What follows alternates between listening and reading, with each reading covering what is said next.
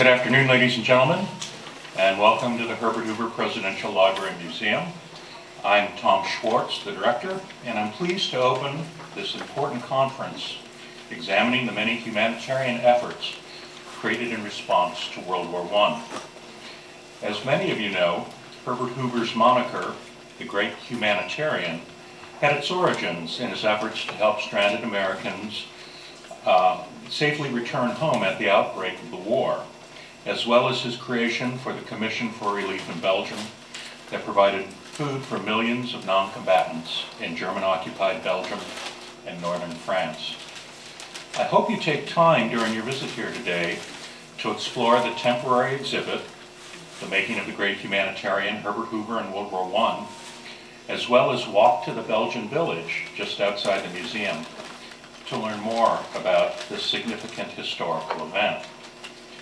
I'd like to recognize the vital support for this program and all our programs by the Hoover Presidential Foundation. They make all of these conferences and temporary exhibits possible. If you are not a member, I hope you will pick up a membership brochure, which is on the table just outside the auditorium, and consider adding your support. I also want to thank C-SPAN for being here today, making this conference available to a wider audience. And I would be remiss for not reminding everyone to silence all of your electronic devices now, as a courtesy for the speakers and other members of the audience. At this time, I would like to introduce Matthew Schaefer, archivist at the Hoover Library Museum. Matt is the organizer of this event, having assisted all the panelists in their various research projects that are reflected in today's conference. I'm constantly amazed at Matt's encyclopedic knowledge of the manuscript collections and his unfailing enthusiasm for assisting researchers in advancing our understanding of Herbert Hoover and his times.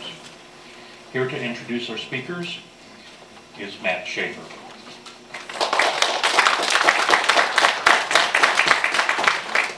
Thank you, Tom. It is my very great pleasure to introduce the speakers today who will present. I've known them all for quite some time. Now, at my age, quite some time means some indefinite number of years between 5 and 10. I met each as they came to the Hoover Library to do research on varied aspects of the Commission for Relief of Belgium. And now, I'm thrilled to introduce them and give them a chance to share what they've learned with you. I sometimes lead tours in the galleries here. I led one this morning. When I get to the World War I era and talk about the CRB, I speak of Hoover feeding millions, Hoover organizing, Hoover, Hoover, Hoover. And perhaps understandably, it's the Hoover Presidential Library. But even as I'm giving this speech, I realize I'm doing a disservice to the hundreds of Americans and thousands of Europeans who formed the boots on the ground, if you will, for the Commission of Relief of Belgium. These four folks have studied it. Each of those people have a story, thousands of stories. And these four have made a study of that, and they're going to share them with you today. Jeff Miller, our second speaker, came to the Hoover, you heard this again, some time ago, to discuss the possibility of donating his grandfather's books to the library. His grandfather, Milton Brown, was deeply, deeply involved in the CRB. In addition to the books, kept a diary and had all of the letters. And was it Erica Bunge's diary as well? Yes. One of the women that Jeff will introduce you to. In the course of our discussion, Jeff said, I'd really like to write a history, but I'm a little bit anxious about fitting it into the larger context. I mean, there's a lot of heavy history involved here. And I said, Jeff, wait, follow me. Brandon was sitting 20 feet away doing research. I'm going to introduce you to a guy who knows this stuff. And Jeff and Brandon have been collaborating and working together ever since. And what's happened? Jeff wrote this book, Behind the Lines. What was going to be a one-book project is now three. Okay, well, I was almost over something. Yeah. It's going to be a 3-book project. It is a damn fine read. It tells a story vividly. It's gripping. It's a grim tale, but it's told well. Kirkus Reviews, for those of you in the academic audience, named it one of its best books in 2014.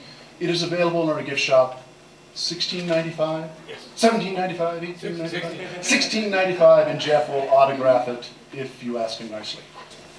That was a great speech, man. Now for something completely different. Thank you, Matt, very much, and the Herbert Hoover Library for having me today, and to all of you who are here today. You don't know how much I appreciate being here, and part of that appreciation comes from one day I spent in Washington, D.C. a year ago. It was October 22nd, 2014, which was the 100-year anniversary of the founding of the CRB by Herbert Hoover and a small band of men in London. Last year on that day, I was in Washington to attend an event of the Belgian embassy to honor the CRB anniversary. It was a cold, miserable, wet day, and the event was going to happen in the evening, and I had all day to kill in Washington. So without anything to do, on the spur of the moment, I decided I would talk my way into seeing someone, anyone, at the headquarters, the national headquarters of NPR Radio. I was sure that my smooth talking ways could get me in to see somebody.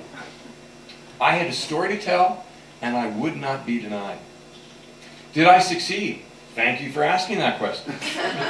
I'm here to report what we all know. Some stories have happy endings, others not so happy. I have to tell you, though, that after close to a half an hour of negotiations, not unlike those between Hoover and the Germans 100 years before, I was personally escorted out of the building by the female armed guard.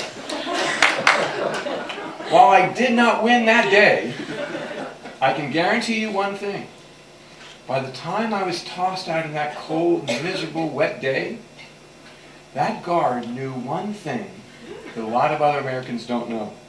She knew what the CRB stands for. And that's why I'm appreciative of being here today, because probably it's safe to say today that there are more people in this room who know what the CRB stands for, now especially after your speech, Brandon, than in all of the NPR building, and possibly in Washington, D.C. So, as to the story that I wanted to tell NPR, it's the same incredible humanitarian story that all of us are going to tell you today in our own separate ways. I will touch on those early years of the war, August 1914 through December 1914, and relate some of the stories about two Belgians and a few of the CRB delegates, all of whom I call first responders. My story starts with this woman right here, Erica Bunge. She was my grandmother, a 22-year-old young Belgian girl. She had 4 sisters, and her father was a very successful Antwerp merchant named Edward Bunge, who had started the company, the Bunge Shipping Company, which included also products, agricultural. It still exists today, and it's on the New York Stock Exchange. To show you how big he was, just before the war started, he had just secured the contract to supply the Russian army with boots. The largest standing army in the world, I believe, at that time. In 1914, 2 of the Bunge sisters had already married and moved away. So Erica and her 2 other sisters, Eva and Hilda, lived with their father, who had lost his wife years before and had not remarried. To better connect you with the family, I have one question to ask you. Do you know the PBS series Downton Abbey? Of course we do. We love that show. Well, guess what? There are the 3 TV sisters. Here are the 3 Edward Bunge sisters. There is Hilda, Eva, and Erica on the right. Here is the house, Downton Abbey, the little humble abode. And here is the Chateau Oudegracht, it was called, which was where my great-grandfather and Erica and her 2 sisters lived. The Chateau Oudegracht was the home that they had 20 minutes outside of Antwerp, and it sat on the Hoogboom estate, it was called. The Bunges also had a townhouse in the city. Both sets of sisters lived very privileged lives before the war. The difference between the 2 sets of sisters is that the Edward Bunge sisters, they all lived through the invasion and occupation of Belgium. And they became part of the humanitarian relief that followed. As all of you probably know, when the Germans came into Belgium, invaded Belgium on August 4th, The country was thrown into incredible panic. There was all public transportation shut down. All communications was shut down. There was no official news from anybody. Rumors spread like wildfire. I'm fortunate enough to have Erica's diaries, correspondence, her photos she took over 100 years ago, as well as some of the documents from Edward Bunga. And they helped me give a window into this time. And I'm going to share with you just a few of the entries that she had in her diary. On the day before the invasion, a day of terror in Antwerp. The situation is very grave. The Germans have moved into Belgium and are coming from the north.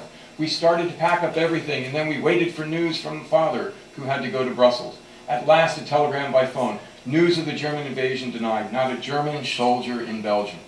The day of the invasion, there is no more telephone for private people. The street outside the Antwerp townhouse is torn up in places, and we can't get through. In the city, there has been demonstrations against the Germans. The German consulate's windows have been broken. Also, those of the German school. Stones and ladders were used. Next day, all German civilians were thrown out of Antwerp during the night. We are living from day to day. My God, don't let this war last long.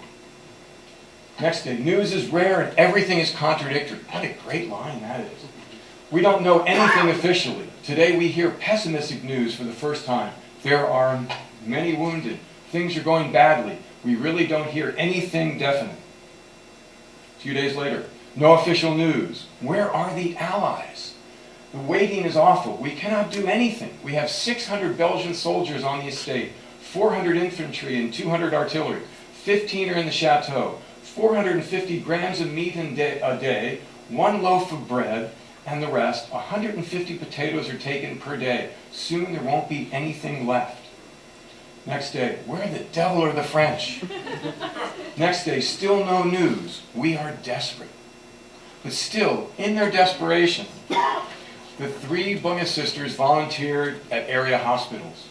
This is a picture up on the right-hand side. Up in the upper corner is Erica Bunga, and she took a picture of the wounded she was taking care of.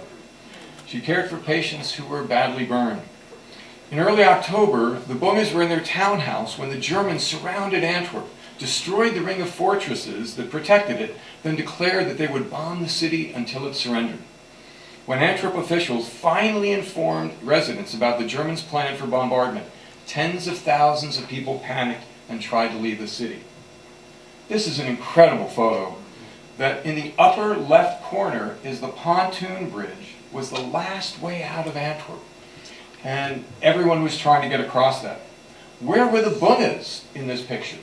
They're not there. Thank you for asking that question. They stayed in the city, and they survived the 3 days of bombardment. The sisters worked in their hospitals, and Edward Bunga became one of only a handful of private citizens who helped surrender the city to the Germans. Then the Bungas, like the rest of Belgium, tried to adjust to the German occupation. But they also, because of their socioeconomic background and position in the community, joined in the efforts to aid those less fortunate. Edward Bunga.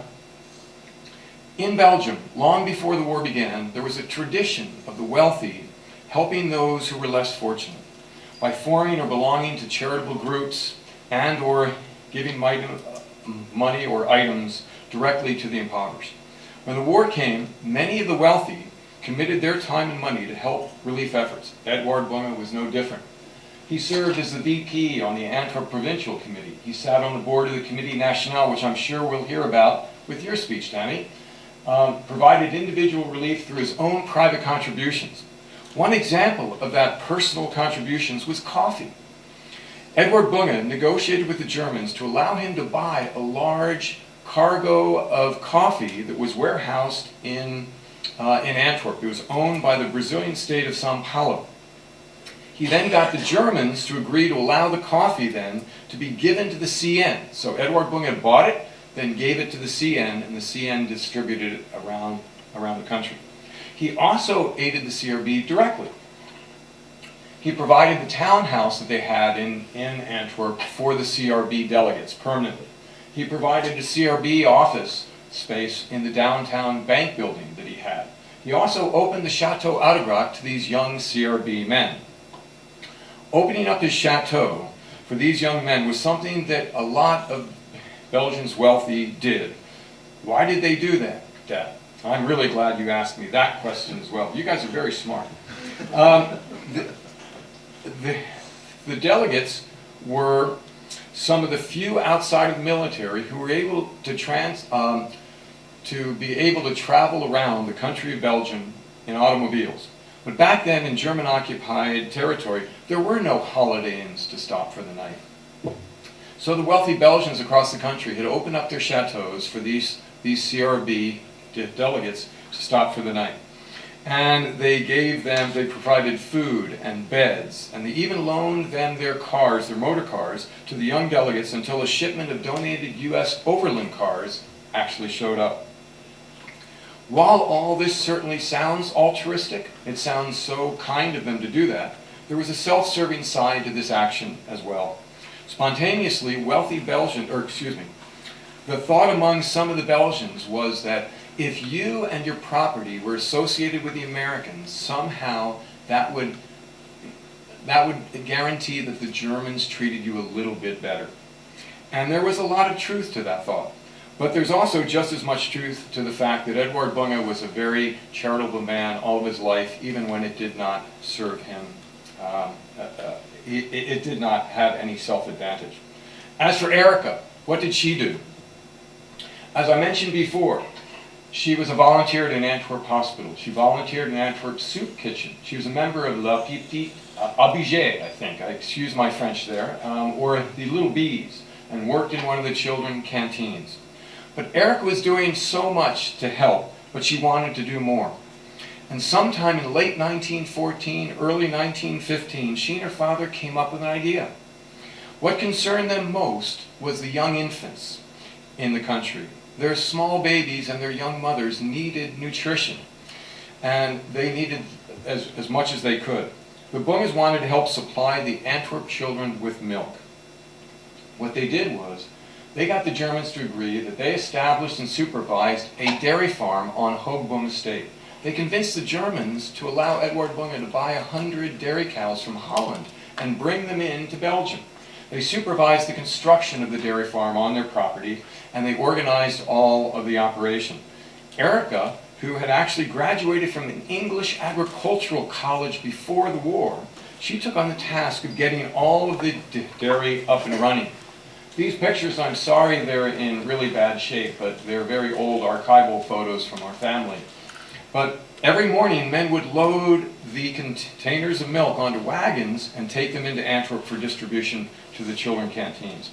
After the war ended, Erica was given a commendation by the Belgian government for donating 1 million liters of milk to the children of Antwerp. With all this relief work, you might find it surprising that she actually had some time to do one more important job. She worked in the underground against the Germans. Now, unfortunately, that's for a whole other presentation, a whole other time. Now I'd like to turn to the other side of the Belgian-American equation of relief. I want to spend a few minutes talking about the CRB delegates. Back in late October and November 1914, Hoover sat in London facing incredible hurdles as he and his group tried to figure out how they were going to feed an entire nation. One of those challenges stemmed from the condition the British had put on relief. As some of you already probably know, the British demanded that neutral Americans be allowed into Belgium to supervise the food and relief so that it would be guaranteed it wouldn't be taken by the Germans. When it came to this specific problem, Hoover had a delicate dilemma. Where could he find volunteers ready to drop everything, work for free, go into German-occupied Belgium, do a job that no one could explain in detail, and for an extended period of time? They had no idea. Hoover had immediately recruited all available friends and associates in England and Europe, but most of those were executives who would become part of the CRB's executive team. Where could he find boots-on-the-ground American volunteers to do the work inside Belgium? Before he could organize efforts to recruit experienced Americans from back home, which would take weeks even by steamship to get back over to Europe, there were two rather unique sources from where he got men. Serendipity, I call it, and Oxford University. We'll start with serendipity. Serendipity was, By the middle to late November, 10 to 15 American men had floated into the CRB like flotsam onto a beach, and for the most part, had informally become CRB delegates, they were called. A few examples of this serendipity are Edward Curtis. He was only 21 years old, born in Boston, father well-to-do, physician, Harvard grad, Cambridge student. He joined Herbert Hoover's Aid to the Tourists, which then led right into the CRB. He became the first courier for the CRB, and on November 1st, he was the first non-executive delegate to enter Belgium. And when I say courier, I meant there had to be a courier from Holland into Belgium and back and forth all the time throughout this. So that courier became a very important part of the process. Frederick W. Merck. He attended universities in Brussels and Louvain. He was actually in Belgium when the war broke out. He started November 12th, took charge of the Brabant province, and I believe he might be the only delegate who actually started and ended in the exact same position through this entire operation. The other place from which, one other person. This guy I want to have a beer with. I love this man. E.E. Hunt. E.E. Hunt was 29 years old. He was an old man compared to a lot of the CRB men. He was a Harvard grad. He'd been on the editorial staff of American Magazine. He was a freelance war correspondent, had gone over to cover it. He had survived the fall of Antwerp, and he had walked with the refugees from Antwerp into Holland. He had heard about the CRB from the Holland embassy staff when he was researching other articles. On the 24th of November, he entered Belgium to find out more about the CRB, and then he returned December the 11th and took charge of the Antwerp province.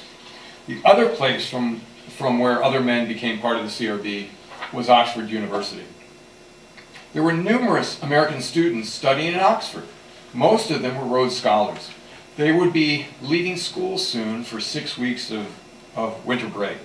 Perrin Galpin first approached the CRB after seeing an article written in a British newspaper about the CRB's need for neutral volunteers. And excuse me a second, I have to take a quick break. Sorry. After a telegram from Hoover on Tuesday, November 24th, Galpin got together with fellow students Emil Holman and Carlton Bowden and organized a group of students to get together and figure out if they wanted to go into Belgium. Within a few days, the first 10 Oxford students had agreed they would go into Belgium. As you can imagine, it was relatively easy to get students to volunteer for this because it not only talked to their sense of wanting to help other people, but it talked to their sense of adventure, going into German-occupied Belgium.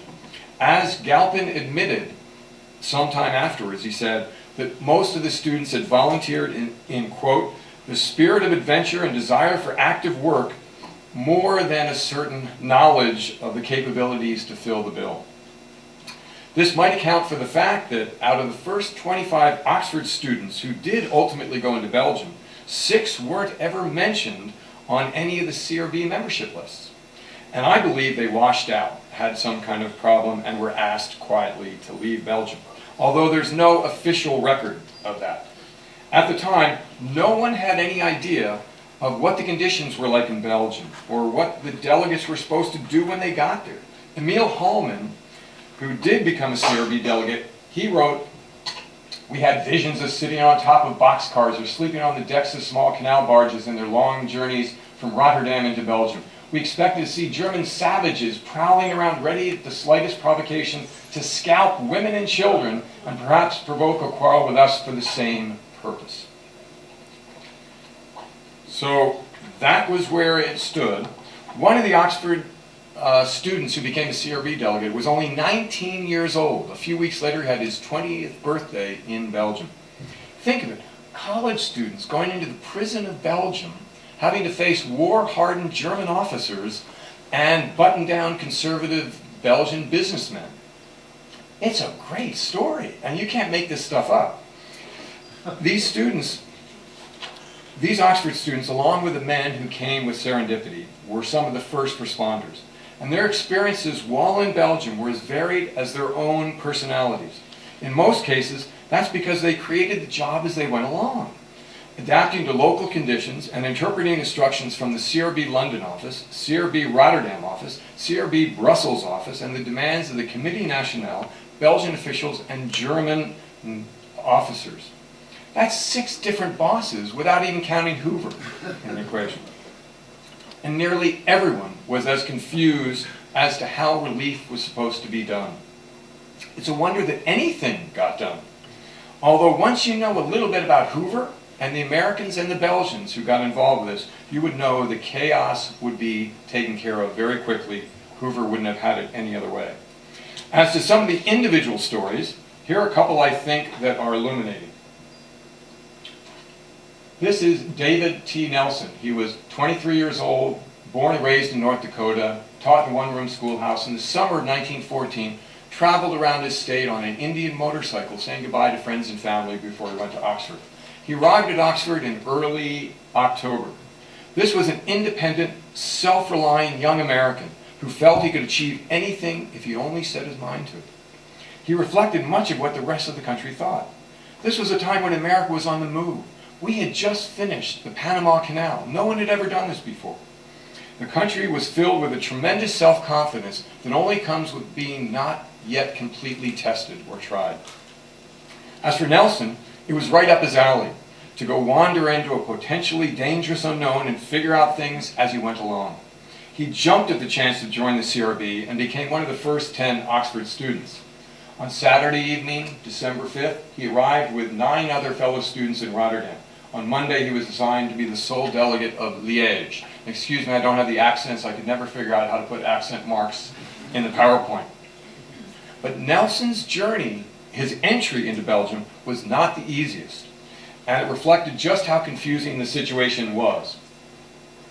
He takes the train from Rotterdam to the Dutch border town of Maastricht.